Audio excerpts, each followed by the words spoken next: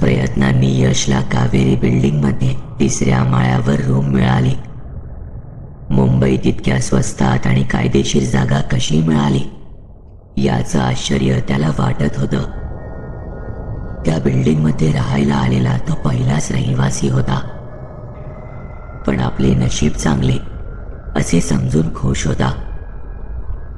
तो एका खाजगी कंपनीमध्ये कामाला होता. नवीन घरी येता साफसफाईचे काम सुरू केले. तसे 2 दिवस त्याने सुट्टी घेतली होती. 1 वाजून गेला होता. 4 ते 5 तास तसेच काम सुरू राहिले. तितक्यात यशला बॉसचा फोन आला. हॅलो यश, सुट्टीवर आहेस ठीक आहे, पण 5 वाजले तरी तू रिपोर्ट नाही पाठवलास. ऐकून यश थक्क झाला. त्याने भिंतीवरील घड्याळ पाहिलं.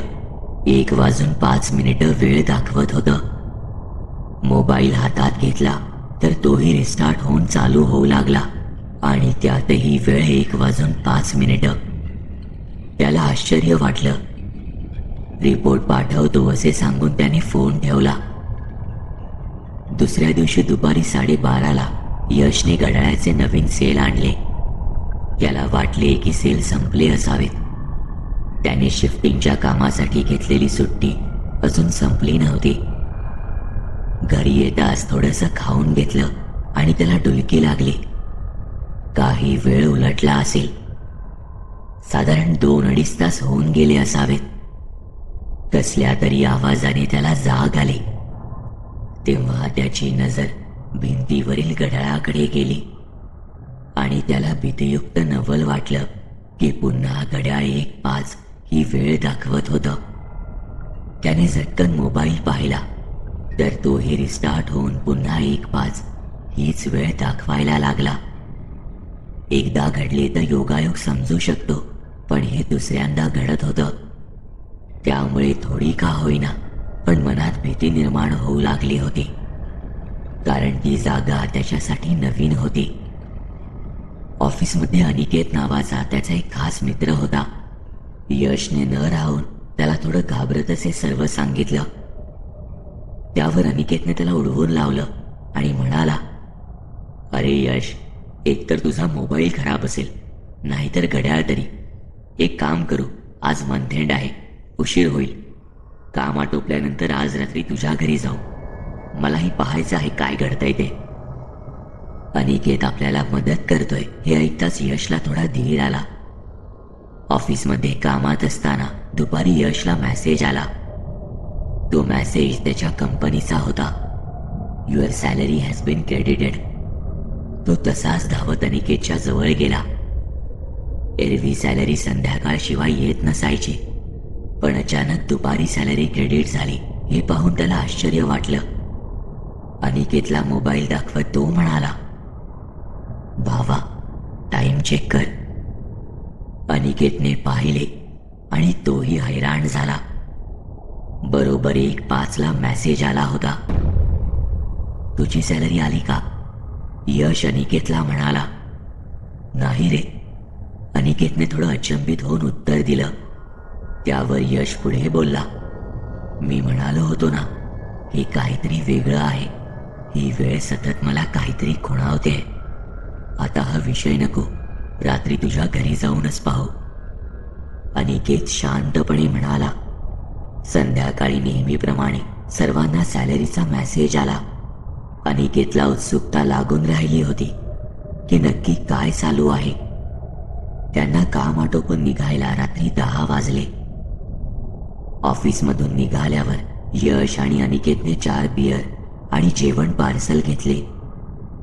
काही वेळात दोघेही यशच्या घरी पोहोचले. यशने दरवाजाजवळ येताच अनिकेतला खुणावून सांगितले, आता फक्त घड्याळात बघ. आणि असे म्हणतच त्याने दरवाजा उघडला. अनिकेतने भिंतीवरचे घड्याळ पाहिले तर चकित होऊन तो पाहतच राहिला. घड्याळ तीच वेळ दाखवत होतं, 1:05. तितक्यात त्याचा मोबाईलही रिस्टार्ट झाला आणि वेळ अपडेट झाली 1:05. ते पाहून अनिकेतला स्वतःच्या डोळ्यांवर विश्वास बसेना. तो घाबरतच म्हणाला, अरे यश, हे काय चालू आहे? मला माहिती असतं तर तुला बोलावलं असतं का? यश अगदी शांतपणे म्हणाला. तितक्यात अनिकेतने सावध होऊन पटकन स्वतःचा मोबाईल पाहिला, पण त्याच्या मोबाईलवर बरोबर रात्रीचे 11 वाजले होते. अनिकेतने यशला गंभीरपणे विचारले, अरे यश, इथे आल्यापासून तुला कधी कसला भास, आवाज असं काही जाणवलंय का? यशने नकारार्थी मान डोलावली. तुला याआधी गावी असताना कधी असे भास किंवा निगेटिव्ह एनर्जी वगैरे जाणवली आहे का? हो, गावी असताना किंवा काही ठिकाणी एकांतात असल्यावर जाणवत असे, पण मी भास समजून दुर्लक्ष करत आलो. पण मला कळलं नाहीये की हा आकडा मलाच का दिसतो, तुला का नाही? त्यावर अनिकेतने उत्तर दिलं, अरे कदाचित तुझा मनुष्यगण आहे, हे आकडे तुला काहीतरी सुचवतायत. यशने पुन्हा मोबाईल पाहिला. वेळ तीच होती. वारंवार रिस्टार्ट होऊन मोबाईलवर तीच वेळ येत होती. दोघेही जेवायला बसले. अनिकेतच्या डोक्यात काहीतरी चालू होतं. काही वेळ विचार करून तो म्हणाला, यश ऐक, आपण एक काम करूया. रात्री बरोबर 1:05 आपण प्रयत्न करू जाणून घ्यायचा की काही होतंय का. मी 10 मिनिटं आधीच अलार्म लावून ठेवतोय. दिवसभराच्या कामामुळे दोघांना थकवा आला होता, त्यामुळे अर्ध्या तासातच दोघांना झोप लागली. बरोबर 12:55 अनिकेतच्या मोबाईलचा अलार्म वाजला. त्याने यशला जागं केलं. यश, अरे उठ ना, 1 वाजत आलाय. मी शांत बसतो, 5 मिनिटं बाकी आहेत फक्त. तू जाणून घ्यायचा प्रयत्न कर की तुला काही जाणवतंय का, कारण माझा मनुष्यगण नसल्यामुळे ते मला कळणार नाही. यश तयार झाला. त्याने घरी बाथरूम पासून बाल्कनी सगळीकडे पाहिले, पण त्याला काहीच जाणवले नाही. तब्बल 2 वाजेपर्यंत तो प्रयत्न करत राहिला, पण त्याला ना काही जाणवले ना काही दिसले. शेवटी कंटाळून ते दोघे झोपी गेले. काही दिवस यश ऑफिसला असताना दररोज 1:05 काही घडतंय का हे निरीक्षण करत होता, पण त्याला खास असे काही जाणवत नव्हते. काही दिवसांनी यशला वाटले की घरी वर्तमानपत्र चालू करूया.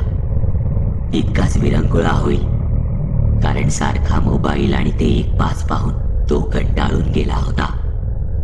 त्याने वॉचमनकडून पेपरवाल्या मुलाचा नंबर घेऊन घरी वर्तमानपत्र चालू केले. दिवस असेच पुढे सरकत होते.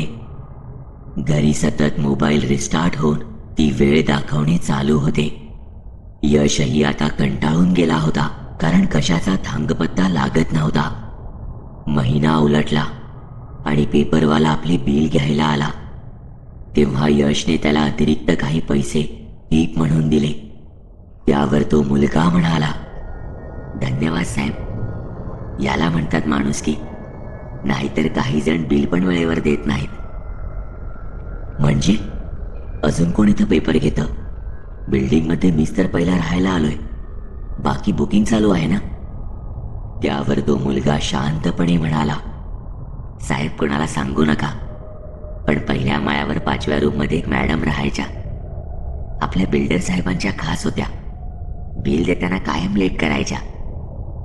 त्याचे बोलणे ऐकून यशच्या डोक्यात प्रकाश पडला.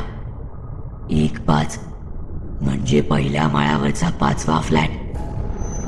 तसं त्याने उत्सुकतेने विचारलं, कुठे गेल्या त्या मॅडम?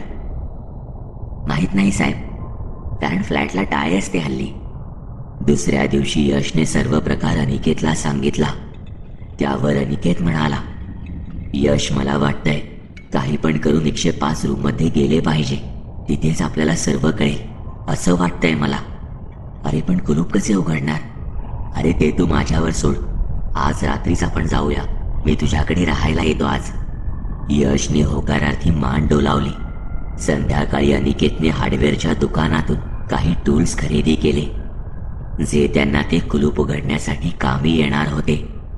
अनिकेत आणि यश ठरल्याप्रमाणे 105 रूमकडे निघाले. मनात भीती असली तरीही तिची जागा आता उत्सुकतेने घेतली होती.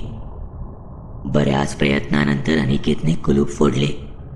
आतमध्ये जाताच लाईट्स ऑन करताना यशला हलका विजेचा धक्का लागला. पण लाईट तर काही चालू झाली नाही. यशला कळून चुकलं की काहीतरी लाईटचा प्रॉब्लेम आहे. मोबाईल टॉर्चच्या मदतीने दोघे जण शोधाशोध करू लागले.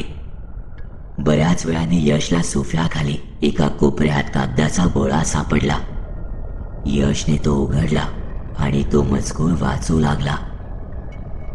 मी पैशाच्या लोभापायी घरदार सोडून मोठी चूक केली आहे. माझं असं कोणीच राहिलं नाही. ज्या व्यक्तीवर प्रेम केलं ते अनिल सदावर्ते धोकेबाज निघाले. लग्नाचे आमिष देऊन त्यांनी माझी फसवणूक केली. मला हा फ्लॅट देऊन आता सांगतायत तू निघून जा म्हणून. मी घरी गेले तर गावी मला कोण स्वीकारणार नाही. माझ्यामुळे कुटुंबाची बदनामी तर झालीच आहे. आता माझा जगून उपयोग नाही. मी आत्महत्या करते. ज्याला कारणीभूत फक्त सदावर्ते असतील. अनिकेत आणि यश एकमेकांकडे पाहू लागले आणि अचानक वरून अश्रूंचे थेंब त्या कागदावर पडू लागले. यश आणि अनिकेतने वर पाहिले आणि दोघांची वाचाच बंद झाली. 28 ते 30 वर्षांची एक तरुणी त्यांच्याकडे पाहत रडत होती. दोघेही भीतीने थरथर कापू लागले, पण कसे तरी हिम्मत करून तिथून पळाले. जाताना दरवाजा बंद करायलाही ते विसरले. दोघे तिसऱ्या माळ्यावर आपल्या घरी आले. धापा टाकतच अनिकेत म्हणाला, अरे यश ऐक माझे, निघूया इथून लगेच, नाहीतर ती आपल्याला मारून टाकेल. पण यश मात्र एक दीर्घ श्वास घेत म्हणाला, नाही, काळजी नको करूस, मला सर्व कळलंय आता. तिला आपल्याला मारायचं असतं तर कधीच मारलं असतं.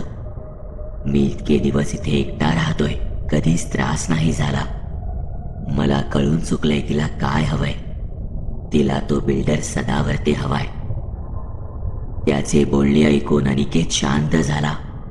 थोडा विचार करत तो पुढे म्हणाला, आता आपण काय करायचं यश? उद्या पाहू, मला वेळ हवाय. यशने गंभीरपणे उत्तर दिलं. दुसऱ्या दिवशी यशवर संशय घेत त्याच्या बिल्डिंगचा वॉचमन म्हणाला, साहेब, काल तुम्ही रूम नंबर 105 मध्ये गेलेलात, ते कुलूप तुम्ही तोडले? त्याच्या अशा प्रश्नावर यश गंभीरपणे म्हणाला, तुला सगळे सत्य माहीत असून तू शांत राहिलास. आता पोलिसांना काय ते उत्तर दे. वॉचमन हात जोडत घाबरत गयावया करत म्हणाला, साहेब, गरिबावर दया करा. मुलांची शाळा घर सर्व करण्यात पैसे जातात, त्यामुळे मी शांत बसलो. सदावर्ते साहेबांनी मला थोडे पैसे दिले होते गप्प बसायचे, पण तुम्हाला कसे कळले की मला हे माहीत असणार?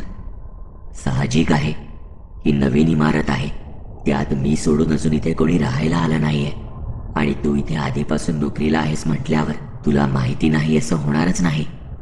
वॉचमन हात जोडून म्हणाला, साहेब साहेब काही करा, पण मला तोडू नका. तसे दिलासा देत यश म्हणाला, मग एक काम करावं लागेल. सदावर्तेंना सांगा 105 नंबर रूमसाठी एक मोठी पार्टी आली आहे, त्यांना तुम्हाला भेटायचंय असं सांगून उद्याच बोलवून घे. ठीक आहे साहेब, तुम्ही म्हणाल तसं. नवीन पार्टी येते असे वॉचमनने सांगितल्यावर दुसऱ्या दिवशी सदावर्ते लगेच तिथे आले. वॉचमनने त्यांना ती रूम उघडून दिली आणि म्हणाला, साहेब, ती पार्टी येतच आहे, तुम्ही आत थांबा, मी लगेच त्यांना घेऊन येतो. ते आत गेले. लाईट लावायला म्हणून त्यांनी जसा स्विचला हात लावला तसा विजेचा एक तीव्र झटका त्यांना लागला. तो झटका इतका जबरदस्त होता की एका क्षणात त्यांच्या हृदयाचे ठोके थांबले आणि मोठ्यानं हसण्याचा एक आवाज त्या बिल्डिंग मध्ये दुमदुमला. पोलीस तपासात विजेचा धक्का लागून मृत्यू अशी नोंद झाली. दुसऱ्या दिवशी यश ऑफिसमधून घरी आला. भिंतीवरच्या घड्याळात नजर गेली तर 8 वाजले होते. प्रसन्न वाटत होतं. तितक्यात मोबाईल वाजला. तसे त्याने मोबाईलमध्ये वेळ पाहिली, 8ची वेळ. त्याने मोबाईलकडे पाहत एक स्मितहास्य केलं आणि सोफ्यावर निवांत बसला.